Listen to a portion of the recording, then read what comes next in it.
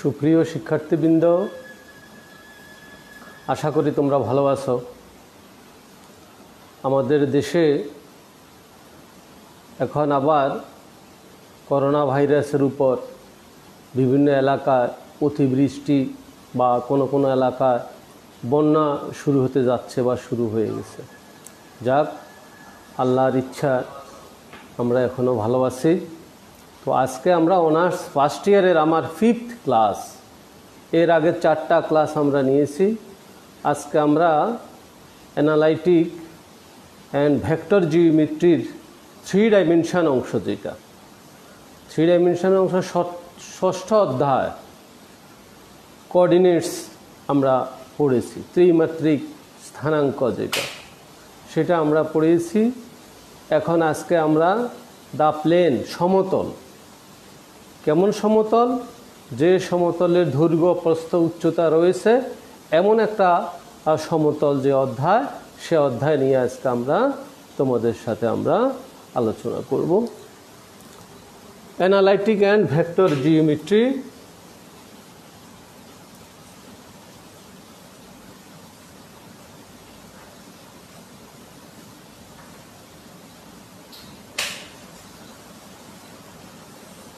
সমতল, সমতল হইল আমাদের সপ্তম অধ্যায়। এটা আমাদের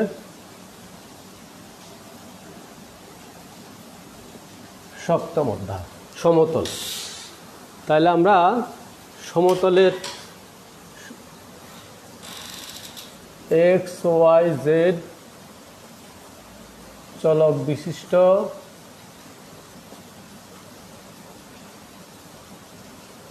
সমতলের সমীকরণ a x plus b y plus c z plus d equal to 0, এ একটা সমতল 3 ডাইমেনশন। এই জন্য এক্স ওয়াই জেড। আমরা এর আগেও বলেছি, তুমি যে রুমে বসে আছো সেই রুমের একটা কর্নার, ভূমির সাথে যে কোনো একটা কর্নার অথবা ছাদের সাথে যে কোনো একটা কর্নার তুমি যদি বিবেচনা করো, তাহলে 3টা উলম্ব রেখা সেখানে পাবা।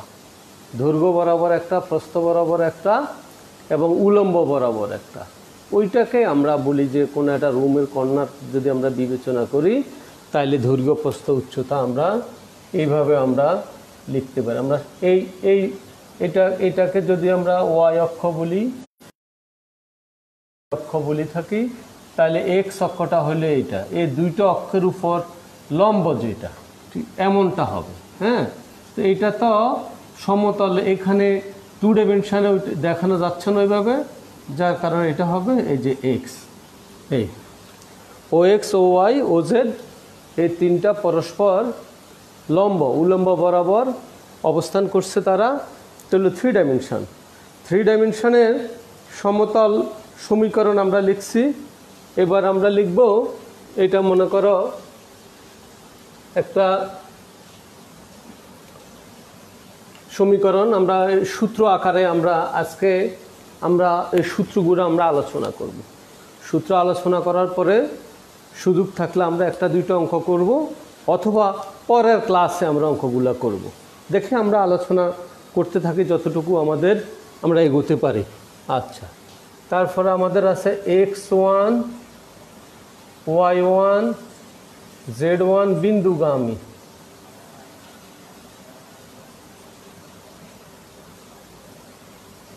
বিন্দুগামী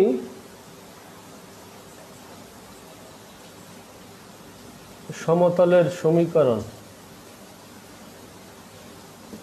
যেটা x1 y1 z1 বিন্দু দিয়ে যাবে, সেটাকে আমরা লিখি a x minus x1 b y minus y1 c z minus z1 equal to 0।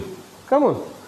এই আমরা তার মানে যে কোনো একটা বিন্দু এখানে দেয়া থাকবে, যে কোনো বিন্দু দেয়া থাকবো, আমরা এক্স থেকে এক্স স্থানাঙ্ক বিয়োগ করব, ওয়াই থেকে যে বিন্দু দিয়ে যাবে তার ওয়াই স্থানাঙ্ক বিয়োগ করব, জেড থেকে যে বিন্দু দিয়ে যাবে তার স্থানাঙ্কগুলো আমরা বিয়োগ করে নিলে এইরকম, হ্যাঁ, প্রশ্নে এরকম বলা থাকবে বা ব্রিফ কোশ্চেনে এরকম যদি বলা থাকে যে একটা বিন্দু দিয়ে যায় এমন একটা সমতলের সমীকরণ লিখো, তাহলে আমরা এই সমীকরণটা আমরা লিখব। কেমন? তারপরে আছে আমাদের 3 নম্বর আছে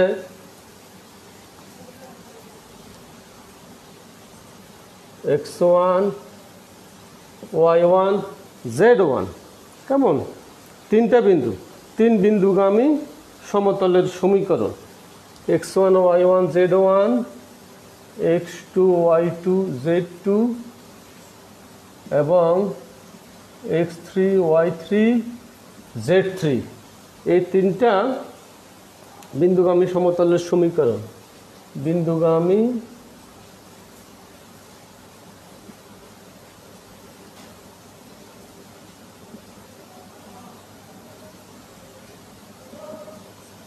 সমতলের সমীকরণ, যে সমতলটা এই 3টা বিন্দু দিয়ে যাবে এমন সমতলের সমীকরণ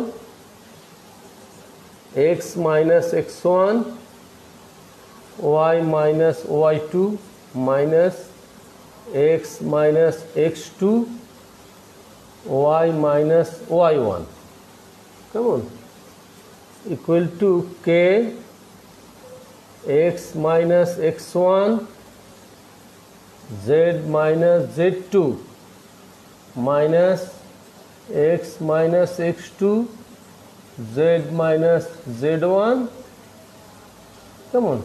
এই সমীকরণ যখন আমাদের এই 3 বিন্দুগামী সমতলের সমীকরণ তারা চাইবে, সেই ক্ষেত্রে আমরা এই সূত্রটা, এগুলা আমাদের প্রথম এই অধ্যায়ের প্রথম দিকেই, প্রথম পাতায় বা দ্বিতীয় পাতায় এই সূত্রগুলা সেখানে আছে এবং তার 1-2 পাতা পরেই সূত্রগুলা কোনটা কিভাবে আসলো সেই প্রমাণটাও সেখানে দেয়া আছে। তো প্রমাণটা তোমরা একটু দেখে নিও, একটু দেখলে বুঝতে পারবা। আমরা এই অনলাইন ক্লাস তো আর খুব বেশি ক্লাস আমরা হয়তো নেওয়ার সুযোগ হবে না, আজকে 5ম ক্লাস আমরা নিচ্ছি। এর মধ্যেই হয়তো আরও হয়তো কিছুদিন তোমাদের ক্লাসটা নেব, কারণ আবার ওই 3rd ইয়ার 4th ইয়ারের ক্লাস শুরু হয়ে যাবে। আমরা এখন 1st ইয়ার 2nd ইয়ারের ক্লাস নিচ্ছি। এরকম হলো আমাদের যেটা এই 3 বিন্দুগামী সমীকরণ বললে আমরা এটা লিখব। তারপরে 3 বিন্দুগামী সমতলের, আচ্ছা, আবার 3 বিন্দুগামী সমতলের সমীকরণ আছে। x1 এখানে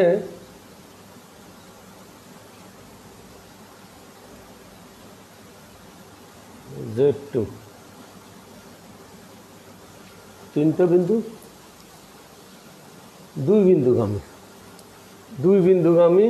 2টা বিন্দু, এই x1 y1 z1 x2 y2 z2, 2 বিন্দুগামী সমতল। এটা 3 বিন্দুগামী সমতল x1 y1 z1 x2 y2 z2 এবং x3 y3 z3, বিন্দুগামী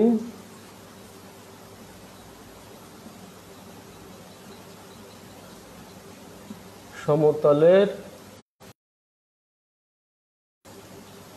সমীকরণ। হ্যাঁ, যে সমতলটা 3টা বিন্দু দিয়ে যাবে তার সমীকরণ বললে xy z1 x1 x2 x3 y1 y2 y3 z1 z2 z3 equal to 0। এই নির্ণায়কের সাহায্যে আমরা 3টা বিন্দু যখন আমাদের বলা হবে 3 বিন্দুগামী সমতল, হ্যাঁ, 2 বিন্দুগামী সমতল বললে আমরা এটা লিখব, 3 বিন্দুগামী সমতল বললে আমরা এই সমতলটা, আমরা এই সূত্রটা আমরা ব্যবহার করব। তারপরে পঞ্চম একটা সূত্র, যেটা x অক্ষ থেকে এ পরিমাণ অংশ, ওয়াই অক্ষ থেকে বি পরিমাণ অংশ, জেড অক্ষ থেকে সি পরিমাণ অংশ খণ্ডন করে। এমন এমন একটা সমতলের সমীকরণ আমরা লিখব। কেমন? আমরা এখন উপর থেকে একটু অংশ আমরা একটু মুছে নেই। এই সূত্রগুলা এখন তোমরা একটু দেখে রাখো, বই তো সুন্দর করে দেয়া আছে, অথবা আমাদের ক্লাসটা তো আমাদের ডিপার্টমেন্টের পেজে থাকবে, সেখান থেকে প্রয়োজন মতো আবার একটু দেখে নিতে পারবে। এখানে ধরো, এখানে মনে করো একটা বিন্দু, এখানে একটা বিন্দু মনে করো, তার স্থানাঙ্ক হবে এই, এখানে মনে করো আর একটা বিন্দু, তার স্থানাঙ্ক মনে করো এই, এখানে আর একটা বিন্দু 0 0 C। তাহলে এই যে একটা সমতল যদি আমরা চিন্তা করি, এই সমতলটা এক্স অক্ষ থেকে এ পরিমাণ অংশ, ওয়াই অক্ষ থেকে বি পরিমাণ অংশ, জেড অক্ষ থেকে সি পরিমাণ অংশ খণ্ডন করলো। যদি এরকম খণ্ডন করে তাহলে তার সমীকরণটা কত হবে? কেমন? এটা হলো আমাদের পঞ্চম সূত্র। কোনো সমতল এক্স অক্ষ, ওয়াই অক্ষ এবং জেড অক্ষ থেকে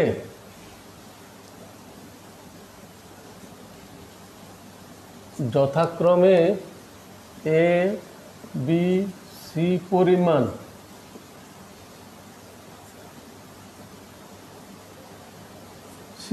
অংশ, বা সি পরিমাণ বললে হবে, সি পরিমাণ অংশ খণ্ডন করলে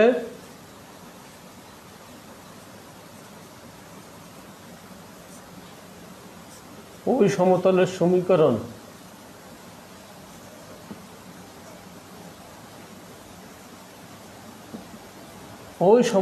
সমীকরণ x by a plus y by b plus z by c equal to 1।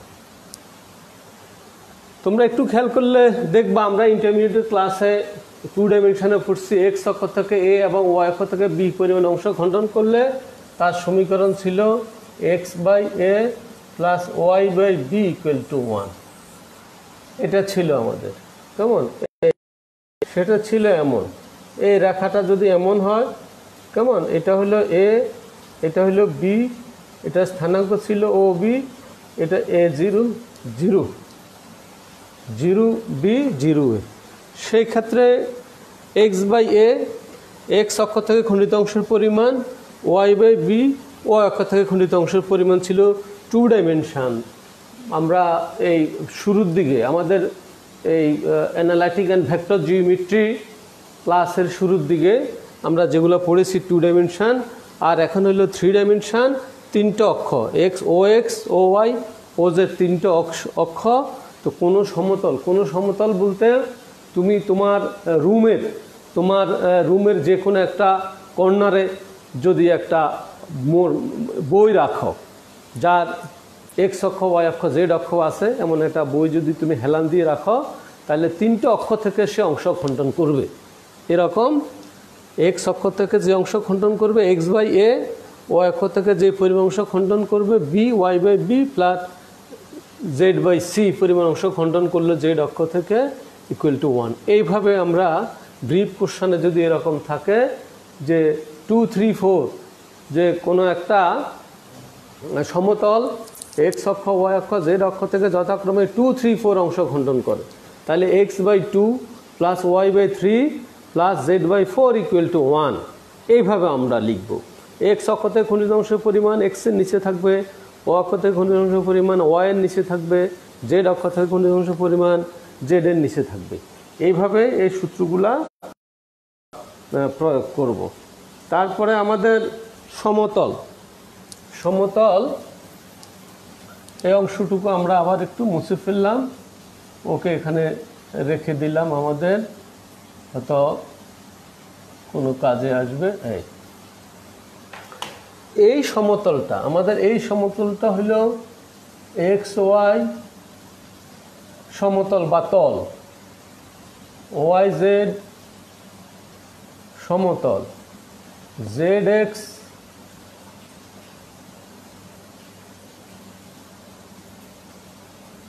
সমতল, দুইটা অক্ষর। তাহলে আমাদের YX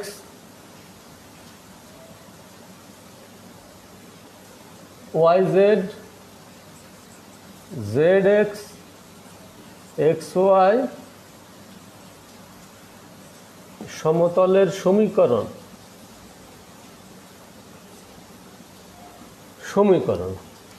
এর সমীকরণ হলে এখানে x নাই, এখানে x ইকুয়াল টু 0, এখানটায় y নাই, y ইকুয়াল টু 0, এখানে z নাই, z ইকুয়াল টু 0।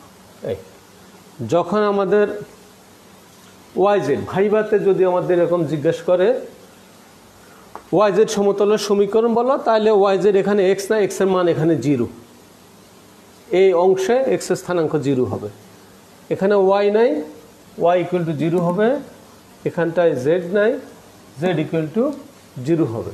এইভাবে আমরা এই সমতলগুলা আমরা সমীকরণ আমরা লিখব। তারপরে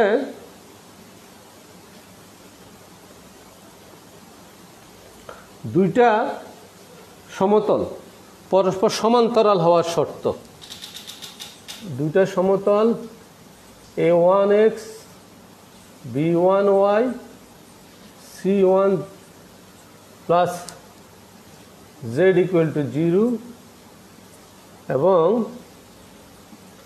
A2x B2y C2z D2 equal to 0। সমতল দ্বয় পরস্পর সমান্তরাল না, এদের ছেদবিন্দুগামী। হ্যাঁ, সমতল দ্বয়ের ছেদবিন্দুগামী।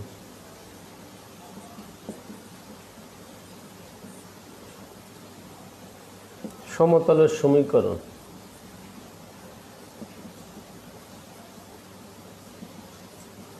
যে সমতলটা এই দুইটা সমতলের ছেদবিন্দু দিয়ে যাবে, A1x প্রথমটা লিখে ফেলব plus B1y plus C1z plus D1 plus K, দ্বিতীয় সমতলটা লিখে ফেলব A2x B2y C2z D2 equal to 0।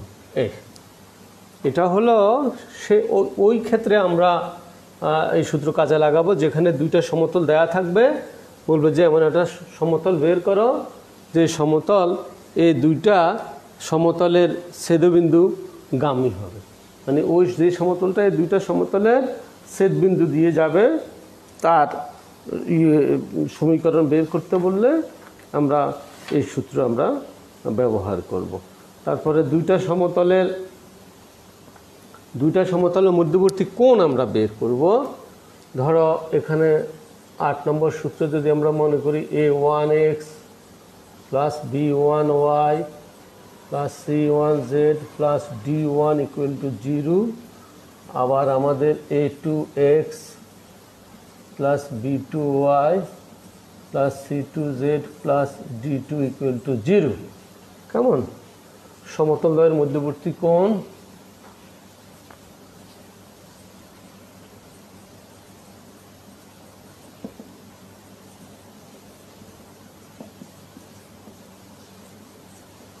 সমতল দ্বয়ের মধ্যবর্তী কোণ থিটা হলে,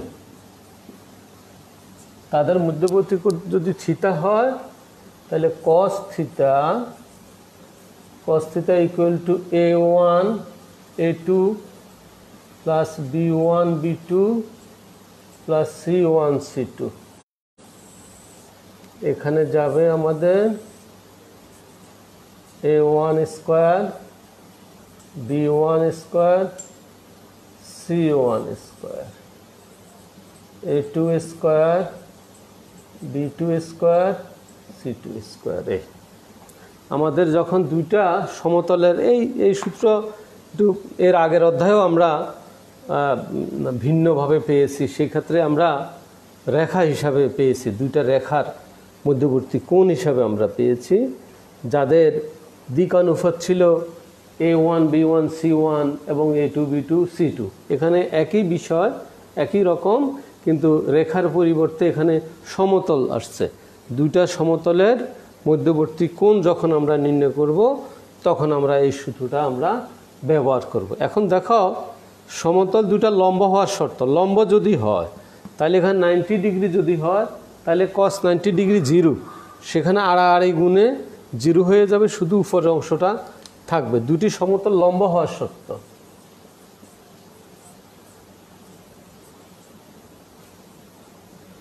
দুটি সমতল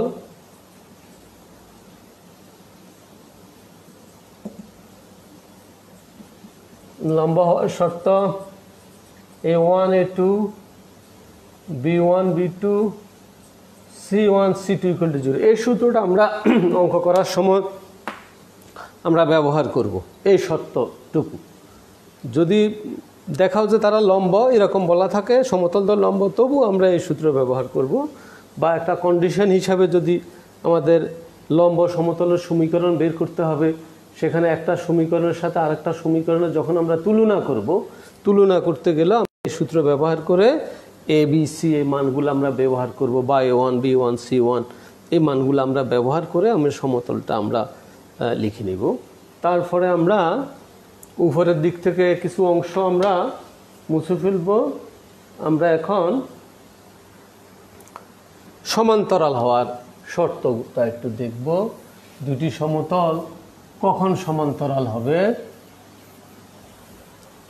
সেটা আমরা একটু দেখব।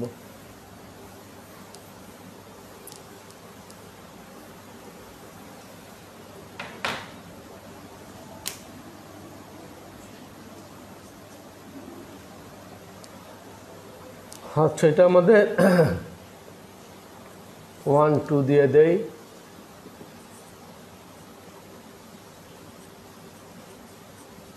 সমতল দুটি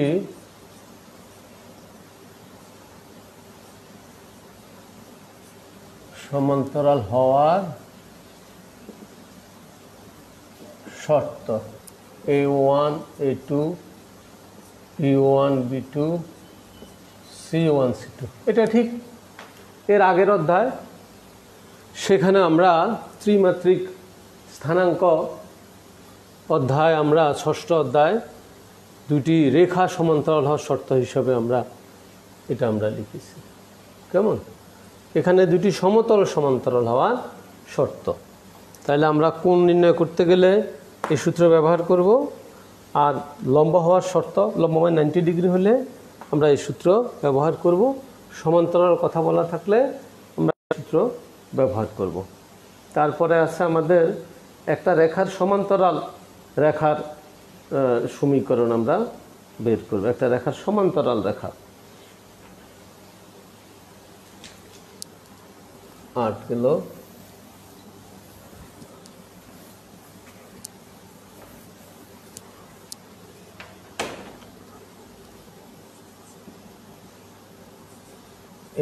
AX plus BY CZ plus D = 0।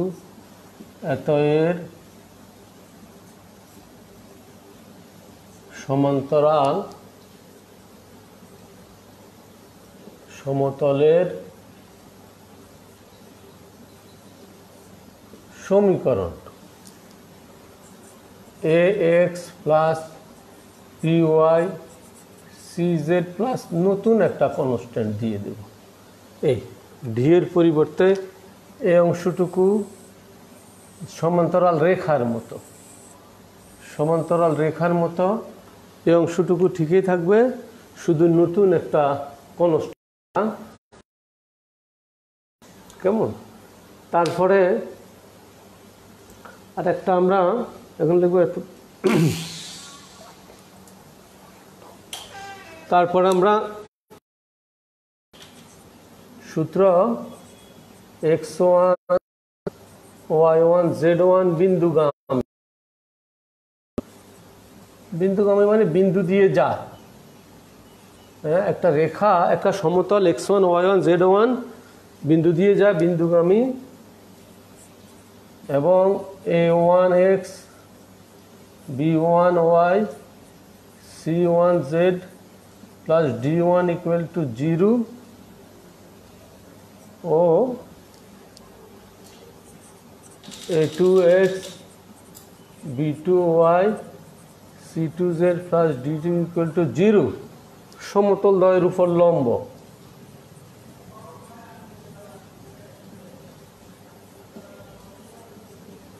সমতল দ্বয়ের উপর লম্ব সমতলের সমীকরণ।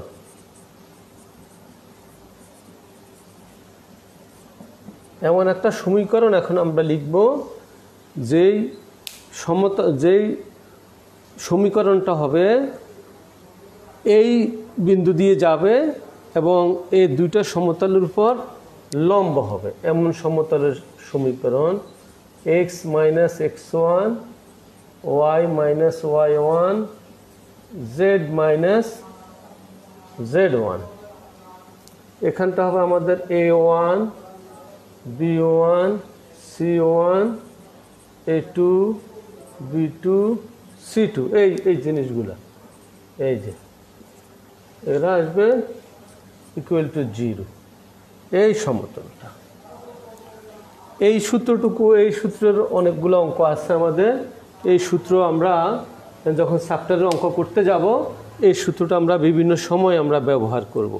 আমাদের বলা থাকবে একটা বিন্দু উল্লেখ করে দিবে, আমরা এখানে x1 y1 z1 চলক হিসাবে লিখছি, তারা 2 3 4 1 2 3 এরকম যে কোনো একটা বিন্দু তারা উল্লেখ করে দিবে, এত বিন্দু দিয়ে যাবে। যে বিন্দুর কথা বলবে এখানে আমরা x মাইনাস এখানে x স্থানাঙ্ক যা থাকে বিয়োগ করব, y থেকে y স্থানাঙ্ক বিয়োগ করব, z থেকে z স্থানাঙ্ক আমরা বিয়োগ করব। তারপর প্রথম সমীকরণে x y z এর সহগগুলো আমরা লিখে দেব দ্বিতীয় সারিতে। তারপরে এই দ্বিতীয় পরের যে সমতল তার a2 b2 3 সহগগুলো আমরা এই সমতলে আমরা লিখে দেব। লিখে দিলে পরে আমাদের যেটা সমীকরণ দাঁড়াবে এটা হবে আমাদের এই সমতলের সমীকরণ, লম্ব এই দুইটা সমতলের উপর লম্ব এবং বিন্দুগামী। এবার আমরা একটা বিন্দু থেকে একটা সমতলের উপর লম্ব দূরত্ব আমরা বের করব, যেটা রেখার লম্ব দূরত্ব আমরা বের করছি। লম্ব দূরত্ব এখান দিয়ে লিখি নাম্বার 11 x1 y1 z1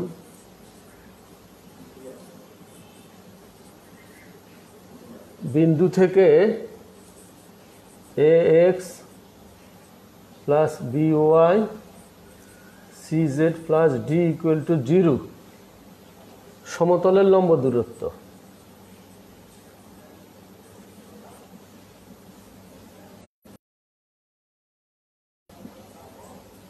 সমতলের লম্ব দূরত্ব এটা আমরা একটা বিন্দু থেকে একটা রেখার লম্ব দূরত্ব যে প্যাটার্নে আমরা বের করছি একই রকম সূত্র। এখানে তিনটা অক্ষ, লম্ব দূরত্ব তো ধনাত্মক হয়, যার কারণে এখানে আমরা পরমাণের চিহ্ন আমরা দিয়ে দিব ax1 প্লাস by1, মানে এই বিন্দু স্থানাঙ্কটা এখানে আমরা প্রতিস্থাপন করে দেব। এই বিন্দু যেই বিন্দু থেকে আমরা লম্ব দূরত্ব বের করব, তারপরে প্লাস cz1 প্লাস d এটা ধনাত্মক। তারপরে আমরা সহগগুলোর বর্গমূল নিব, a square plus b square plus c square. এই যখন আমরা এগুলা অঙ্ক বড় অঙ্কের ভিতরেও এই সূত্র প্রয়োগ হবে, অথবা ব্রিফ কোশ্চেন অতি সংক্ষিপ্ত প্রশ্নের মধ্যে এরকম প্রবলেম থাকতে পারে যে একটা বিন্দুর স্থানাঙ্ক দেয়া আছে, বিন্দু স্থানাঙ্ক থেকে একটা সমতলের লম্ব দূরত্ব আমরা বের করব। হ্যাঁ, এটা 2 ডাইমেনশন আমরা লম্ব দূরত্ব বের করছি, সেখানে এক্স এবং ওয়াই ছিল, জেডের অংশটুকু আসে নাই। এখানে তিনটা অংশ আছে, যার কারণে এক্স ওয়াই জেড তিনটেই আসবে। আর এই যে বিন্দু স্থানাঙ্কটা আমাদের দেয়া আছে সেই বিন্দু স্থানাঙ্কটা আমরা প্রতিস্থাপন করে দিব আমাদের এই সমতলের সমীকরণে। কেমন? আর রেখার ক্ষেত্রে রেখার সমীকরণে। তারপর এবার আমরা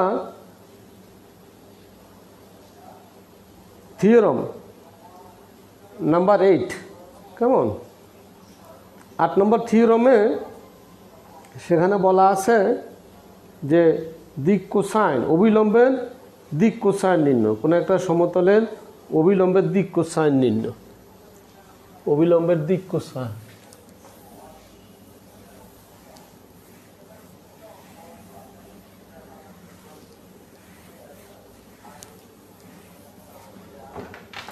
তাহলে আমাদের নাম্বার 12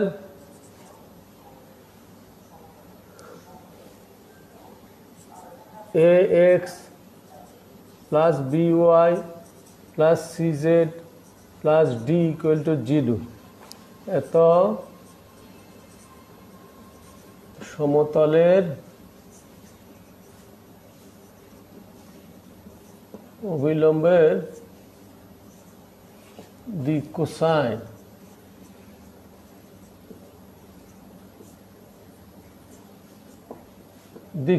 নির্ণয়। তাহলে সমীকরণটা হলো আমাদের ax plus by cz plus d equal to 0। এই সমীকরণটা আমাদের দেয়া আছে। আমরা এখানে ax plus by plus cz equal to minus d, আমরা ডিটাকে পাশে আমরা নিয়ে গেলাম। তারপরে দেখো আমরা এই সহগগুলো দিয়ে আমরা ভাগ করে দিলাম, সহগের বর্গ দিয়ে ax প্লাস by cz, বর্গমূলের চিহ্ন a square plus b square plus c square equal to minus d, কেমন। তারপর আমাদের আসলো a square plus b square plus c square. হ্যাঁ, এই যে root over a square plus b square plus c square দ্বারা উপপাদ্য আমরা ভাগ করে দিলাম। ভাগ করে দেওয়ার পরে এবার আমরা এগুলোকে একটু আলাদা করে দেব। আমরা এখানটায় আলাদা করে দেব। a divided by root over a square plus b square plus c square into x plus b divided by root over a square plus b square plus c square plus c divided by root over a square plus b square plus c square.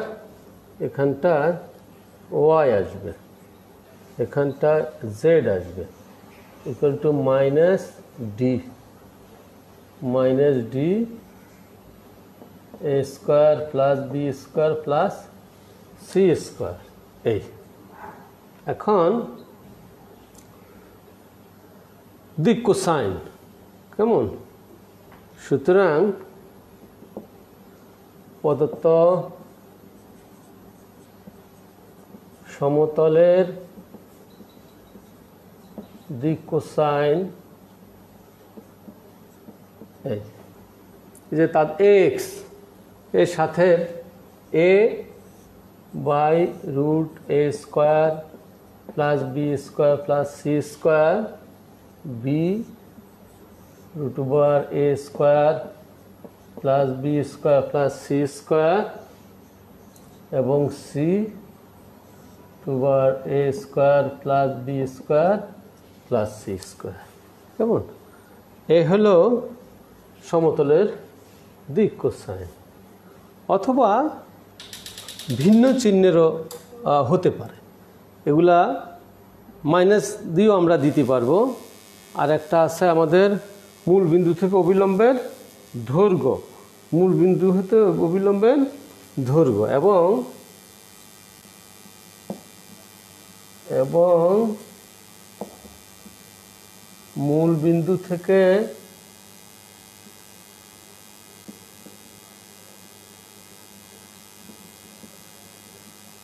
অবিলম্বের দৈর্ঘ্য,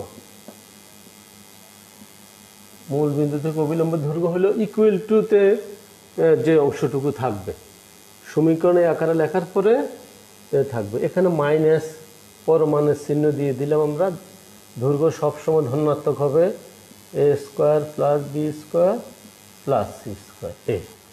কোনো সমতল, এই সমতলের দিক cosine বের করতে বললে আমরা এই সূত্রগুলোর থেকে আমরা দিক কোসাইন বের করব। আর মূল বিন্দু থেকে অবিলম্বের দৈর্ঘ্য যখন আমাদের বের করতে বলবে তখন আমরা এই সূত্র দিয়ে মূল বিন্দু থেকে অবিলম্বের দৈর্ঘ্য আমরা বের করব। এই মোটামুটি এই সূত্রগুলা যদি আমরা দেখি তাহলে আমরা অঙ্ক আমরা একটু শুরু করতে পারবো। আমরা এখন দুই একটা অঙ্ক আমরা করব, যে সময়টুকু আছে আমাদের একটা দুইটা অঙ্ক আমরা করতে পারবো। একটা দুইটা অঙ্ক আমরা একটু দেখি। এই সূত্র লাস্টের যে সূত্রটা, এই সূত্রেরই একটা অঙ্ক আমরা করব। কেমন? এই সূত্রের একটা অঙ্ক আমরা করে দেখি। আমাদের এই সূত্রেরই অঙ্ক করব আমরা। এখানে যে সূত্রটা দেয়া আছে আমাদের, কেমন? আচ্ছা, অঙ্কটা হলো আমাদের, দেখো সপ্তম অধ্যায়, আমি আগেই বলছি আমাদের সপ্তম অধ্যায় আমরা পড়াচ্ছি। পেজ নাম্বার মিলিয়ে দেখো, তাহলে তোমাদের বোধহয় বুঝতে সুবিধা হবে। 389 ফার্স্ট নাম্বার 5 অঙ্কটা 389-এর প্রশ্নটা আমরা লিখি নিই। 9x square plus 6y minus 2z plus 7 equal to 0। সমতলের অবিলম্বের দিক কোসাইন, সমতলের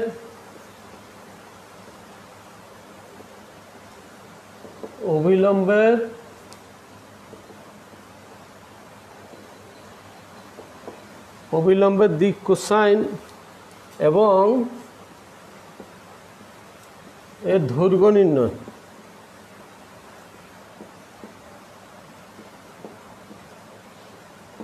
দৈর্ঘ্য নির্ণয় করো। প্রশ্নটা এমন ছিল, অবিলম্বের দিক কোসাইন এবং দৈর্ঘ্য নির্ণয়। এই অঙ্কটা, জাস্ট এই সূত্রগুলা, এই সূত্রগুলা আমরা প্রয়োগ করব। তাহলে আমরা এখান থেকে লিখি, আমরা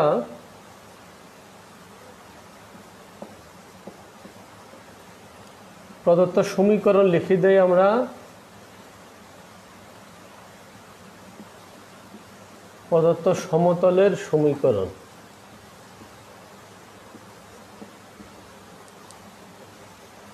nine x square plus 6y minus 2z plus 7 equal to 0। এই সমীকরণটা আমাদের দেয়া হলো। এটা শর্ট প্রশ্নের জন্য এটা আমরা করতে পারি। 9x square plus 6y minus 2z equal to -7। কেমন? তাহলে দেখো, আমরা ওই যে আগেই আমরা যেটা বলছি আমরা এবার আলাদা করে দেই। ধরো 9, আর এখানে আমরা স্কোয়ার করে দিব 9 square plus 6x square plus -2 square plus 6-এর নিচে আমরা এই জিনিসগুলা লিখে দেব। হ্যাঁ, 9 square 6x square plus -2 square. এরকম আবার -2 এর নিচে এখানে যদি আমরা, আচ্ছা, -2 রুট করে দেব 9 স্কোয়ার 6 স্কোয়ার, আর এখানে আমরা 4 লিখে দিলাম। জায়গা আমাদের একটু কম আছে এই কারণে। আবার ঠিক আমাদের এখানটায় -7-এর নিচেও আমাদের রুট 121 হবে। এখানে 121 জায়গা কম থাকার কারণে আমরা ওই পাশটা আমরা এইভাবে লিখে দিলাম। এই সূত্রটা আমরা প্রয়োগ করছি। মনে করো এটা আমরা অঙ্ক করব, তো যার কারণে একটু আমরা সরাসরি না বসিয়ে আমরা একটু ক্যালকুলেশন করে আমরা দিচ্ছি। এখানে এক্স স্কোয়ার আছে, এখানে কত আছে, এক্স আছে, 9x হবে। প্রশ্নে ভুল করে x square y square z square দেওয়া আছে, আমাদের এখানটা এক্স ওয়াই জেড হবে, এক্স ওয়াই জেড। তাহলে দেখো আমাদের এখানে 9, আমাদের এখানটা 9 নং 81 636 প্লাস 4x প্লাস 6 হলে এখানটাও একইভাবে আসবে 81 প্লাস 36 প্লাস 4, তারপরে ওয়াই, তারপরে প্লাস -2 হলে এখানে আসলো আমাদের 81 প্লাস 36 প্লাস 4z, তারপরে আসলো আমাদের -7/√121। কেমন? তো একইভাবে এখানে 9√121x plus 6/121y plus -2/121 minus 7/√121। এই 121 মানে 11। এখানটা আমরা আমাদের এরপরে আরেকটা ক্লাস আছে, স্যার চলে আসছেন, ঠিক আছে, সময় আছে। তারপরে আমরা এটা মুছে ফেললাম, এখানটায়। আচ্ছা, এবার দেখো সমীকরণটা আমাদের কি আকার দাঁড়ায়, 9/11x plus 6/11y plus -2/11z equal to -7/11। একটু হলে আপাতত আমরা লিখতে পারব। সুতরাং প্রদত্ত সমতলের দিক কোসাইন, কত সমতলের দিক কোসাইন 9/11 6/11 -2/11। অথবা আমরা এমনভাবে দিতে পারি, অথবা আমরা মাইনাস উপাশে যদি গুণ করে দেই, -9/11 -6/11 2/11, এইটা হবে। দুইটার যে কোনো একটা আমরা লিখতে পারবো। 389 পেজ নাম্বার 5 সেখানে করা আছে, একটু দেখলেই তোমরা বুঝতে পারবে। আমি এখন একটু মুছে ফেললাম এই অংশটুকু, এবং এটা হলো অবিলম্বের দিক কোসাইন এবং অবিলম্বের দৈর্ঘ্য, এবং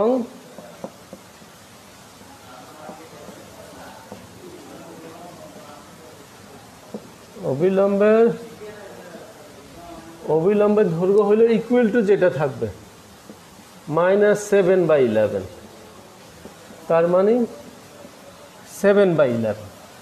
এরকম প্রবলেম যদি আমাদের দেয়া থাকে, যে আমরা আজকে সময়ের কারণে ছোট একটা অঙ্ক, যেটা আমাদের শর্ট প্রশ্নের মধ্যে থাকতে পারে, শর্ট প্রশ্নের মধ্যে 3 ছিল তোমাদের, এখন নতুন প্যাটার্ন হয়তো 4 হতে পারে। যাই হোক, এরকম যদি বা অন্য অঙ্কের ভিতরেও যদি আমাদের অঙ্কের অংশ হিসাবেও যদি এরকম দেয়া থাকে, তাহলে আমরা এই সূত্র ব্যবহার করে কোনো সমীকরণের যে দিক কোসাইন এবং অবিলম্বের দৈর্ঘ্য আমরা বের করতে পারবো।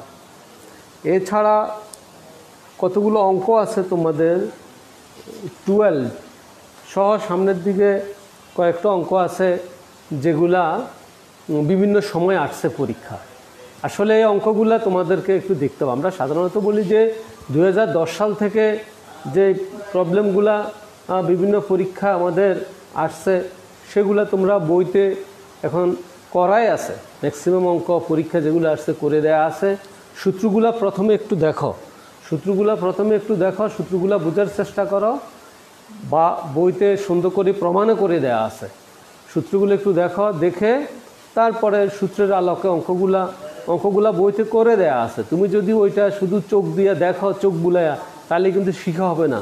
তুমি তো আর খাতা নিয়ে বসতে হবে এবং করো অঙ্কগুলো দেখে তোমার খাতায় লিখতে হবে। কারণ বইতে অনেক সময় তারা ক্যালকুলেশন করে নাই, মানে ভালো করে ক্যালকুলেশন করে নাই, তারা হয়তো 2-3 লাইন পরে 1 লাইন লিখছে। তুমি যদি মনে করো ও হ্যাঁ এটা হলো, ঠিক আছে এটা এইভাবে হবে, দেখা যাবে পরীক্ষার আগের রাত্রে বা পরীক্ষার সময় তুমি এগুলা যখন দেখবা, তখন দেখবা যে এই ক্যালকুলেশনটা কীভাবে আসলো, এটা তো তুমি তখন হঠাৎ করে বুঝতে পারবা না। যার কারণে এগুলা দেখে ক্যালকুলেশনগুলো সুন্দর করে ধীরে ধীরে খাতায় তোমাকে তুলে ফেলতে হবে।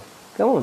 তো ঠিক আছে, আমরা এরপরে 11টায় আরেকজন স্যারের ক্লাস আছে, আমাকে এখন শেষ করতে হচ্ছে। তোমরা ভালো থাকো, সুস্থ থাকো, সুন্দর থাকো, বাড়িতে থাকো এবং সবার সাথে ক্লাসগুলো শেয়ার করে নিবা, সবাই যেন এগুলা উপকৃত হতে পারে। এই বলে আমি আজকের ক্লাস শেষ করছি তোমাদের সাথে। আল্লাহ যদি বাঁচায় রাখেন তাহলে আবার আগামী সোমবার তোমাদের সাথে একই সময়ে আবার ক্লাস নেব। খোদা হাফেজ।